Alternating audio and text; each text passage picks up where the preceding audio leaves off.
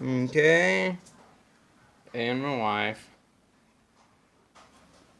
Hi, my name is Brendan Fiedler. I'm a student at Park University. I'm taking a class which requires to give me a persuasive speech, and today I'm going to persuade you to open and prioritize savings into a Roth IRA. So I have two questions for you. Do you like money? Yes. Do you like paying taxes? No, of course not. And how would you like to earn an extra $100,000 in after-tax retirement income? So we'll be going over, for the average person in a normal situation, the Roth IRA is the best retirement vehicle out of the typical options. So I've gone over this. I've listened to personal financial podcasts and different things, and have actually discussed this with a Vanguard personal financial advisor. And we've decided that this is a good strategy. So first, we'll define what we're talking about. We're going to go over what is a 401k, what is an IRA. We'll go over tax implications of both things. We'll talk about some things such as required minimum distributions and your penalty-free withdrawal of contributions. So, defining which is which. If you could show the graphic. So, most people are familiar with the 401k, which is employer provided. You put money into it, and your employer does too. Within the 401k, you can have traditional contributions in which you pay, which you don't pay the taxes. The taxes are deferred, and you'll pay taxes when you pull that money out. And you have the Roth contributions in which you pay the taxes up front, and your account's allowed to grow tax-free. You can pull it out when you're 59 and a half. So an IRA is similar, but you open it up with a financial institution. It stands for Individual Retirement Account. You have to go do this with like a Vanguard, a Fidelity, or a large financial institution.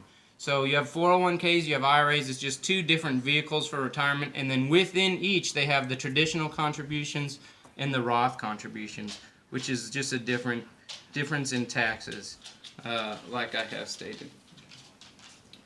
So inside 401ks are great. You're able to contribute a little bit more, $19,500 per year.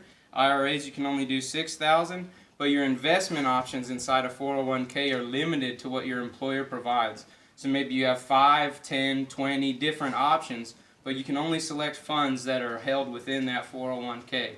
In your IRA, you can actually pick whatever you want. You can buy all 100% GameStop or Bitcoin, whatever you want inside the IRA that they offer.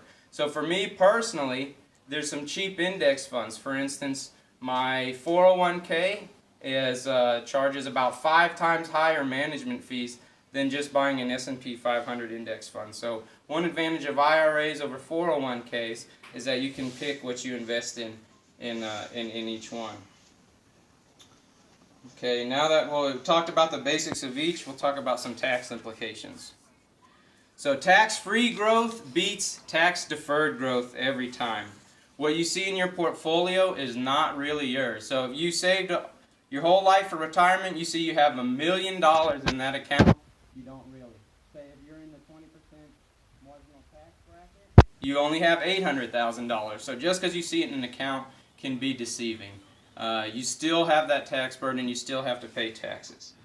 So according to a 2017 study from NerdWallet, an analysis found that savers who make the annual maximum contribution to their Roth IRA are likely to net more after-tax retirement dollars than a traditional IRA.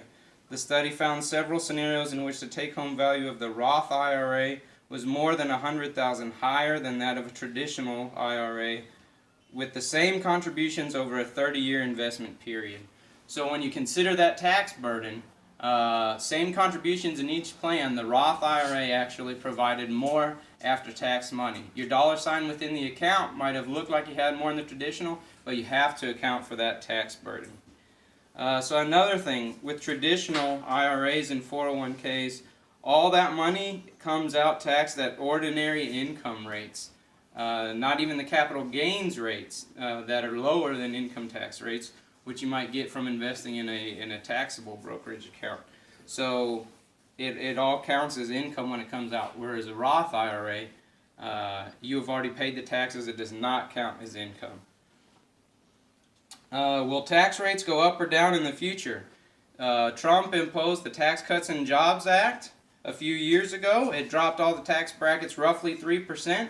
In 2025, it's going to expire and taxes are going to go up. Also, we can look at our second graphic here. You can see that right here, tax rates are lower than they've ever been, minus a couple periods here. The blue is the high, the green is the lowest marginal tax rates since about 1940. So right now, taxes are second lowest they've ever been since before World War II. So now's a good time to do Roth because you can pay taxes at this low rate, and we think they'll go up in the future, at least I do. So now's a good time to pay those taxes and get them out of the way. So, pay the taxes now, pay the taxes later. That sounds like a personal decision. There might be pro and con to each depending on your individual situation. But there's two things of a Roth IRA that are not true for traditional IRA, Roth 401k, or traditional 401k. And the first thing is RMDs. That's a required minimum distribution. So when you turn age 72, that government's going to tell you you have to start pulling your money out. And the older you get, and it's a calculation based on the amount in your account, the government's going to make you pull money out of there. Now, if you already have a pension, if you already have other income, the government doesn't care. You still have to take that money out. You're going to be forced to take it out. It's going to count as income, and it can push you into a higher tax bracket, so the government can force you to take it out. A Roth IRA, you've already paid the taxes. That does not count as income. There are no required minimum distributions for a Roth IRA. Also, a Roth IRA is the only account where you can access your contributions before the age of 59 and a half. So, as I said, all the other accounts, that's Roth traditional IRA, Roth 401k, and traditional 401k. If you pull money out early in an emergency situation, you're going to be paying a 10% penalty. A Roth IRA, since you paid the taxes on the money up front, that money is yours, and you can have access to your contributions. Now, not the growth. That you still have to wait till 59 and a half. But in a pinch, in an emergency, you can pull out whatever you contributed without incurring that 10% penalty. Okay, so those are some of the benefits. So we'll wrap things up here. I said tax-free growth beats tax-deferred growth. Roth IRAs do not have required minimum distributions, and Roth IRAs are the only type of account you can access your contributions without penalty before age 59 and a half. So the Roth IRA is the only savings vehicle that has caps on the income limit. If you make too much money, you can't contribute to a Roth IRA.